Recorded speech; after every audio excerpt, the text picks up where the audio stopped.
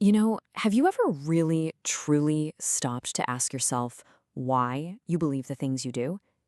Is your faith something you've actively built, like a house, brick by brick? Or is it more like a piece of furniture you just inherited? Today, let's get into that. We're going to explore what it takes to build an inner refuge, a faith that's genuinely, unshakably yours. So let's just start with a really direct question. I want you to think about your own belief system for a second.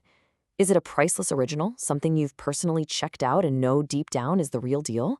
Or could it be a clever counterfeit, something you accepted without a second thought, just because it looked authentic? It's a tough question, I know, but it's an absolutely crucial one. You see, the source material breaks it down into two totally different approaches. First, you've got irrational adherence.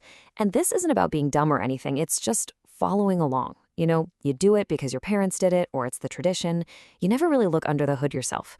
But then there's a rational adherence. And that is all about becoming your own investigator. It's about having informed knowledge and checking everything against a clear, reliable standard. Now, to make this idea really hit home, the text uses this incredible analogy.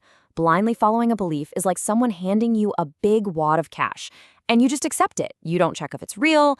Well, when you go to spend it and find out it's counterfeit, guess who's in trouble? You are. It's a pretty stark reminder that we're responsible for verifying the value of our own beliefs. Okay, so if you're supposed to verify your beliefs, what's the standard? What's the gold standard, so to speak? In this tradition, it's the Dhamma Vinaya.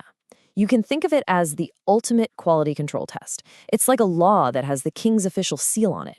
It's the undisputed benchmark you measure every practice against. And this isn't some vague philosophical idea. Nope. It's a super practical checklist. A practice is seen as the real deal only if it doesn't lead to these 8 things. You have to ask yourself, does this make me more greedy? Does it actually compound my suffering? Does it make me lazy or a burden to the people around me? This is a really concrete way to take stock of what you're doing in your own life. All right, so we've kind of covered the how to believe in a rational way. So let's shift gears to the next big question. Where do we actually find a true lasting refuge? And this brings us to this beautiful idea of the bark versus the heartwood of faith. So picture a giant, ancient tree. The bark is everything you see on the outside, the statues, the rituals, the books. And look, those things are valuable. They're important reminders, but they're just the protective outer layer. The heartwood, on the other hand, is the strong, living core of the tree. And that is internal. It's the essential qualities you actually develop inside yourself. That's the real, lasting refuge. So this leads us to the big how-to section. How do we actually build this inner sanctuary? Well, the framework for it is about cultivating something called the triple gem, the Buddha, the Dhamma, and the Sangha. But here's the twist. We're talking about cultivating them not as outside things to believe in, but as living, breathing qualities inside of you. So let's start with gem number 1, the Buddha. And right off the bat, we're not talking about the historical person. We are talking about embodying the qualities of the Buddha within your very own mind. And what is the heartwood of this internal Buddha? What's at its very core? It's a state called vimutti. This is the ultimate goal. It's a state of just complete mental freedom, release from ignorance, from that constant wanting, from everything that makes us feel stuck and weighed down. So how do you get there? Well, it's a step-by-step process. It all starts with sati, which is just mindfulness, that basic essential skill of being awake to what's happening right now. From there, you build panya. And this isn't just being smart. It's a deep, intuitive wisdom, a gut-level understanding of how things really are. You put those two together, and they lead you to vimutti, that ultimate release. Okay, on to the second gem, the Dhamma, the teachings. And again, the whole point here is to move beyond the external, beyond just having books on a shelf, to something way, way deeper. The true treasure of the Dhamma isn't about being able to win a trivia night about ancient texts. No way. It's about the tangible results you see in your life. It's the actual, real-life release from stress and worry that comes from applying the teachings, not just collecting them.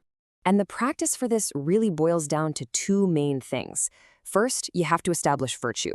That means consciously getting your house in order, your thoughts, your words, your actions. And second, you develop concentration. You train your mind to be calm, to be centered, to be unshakably strong.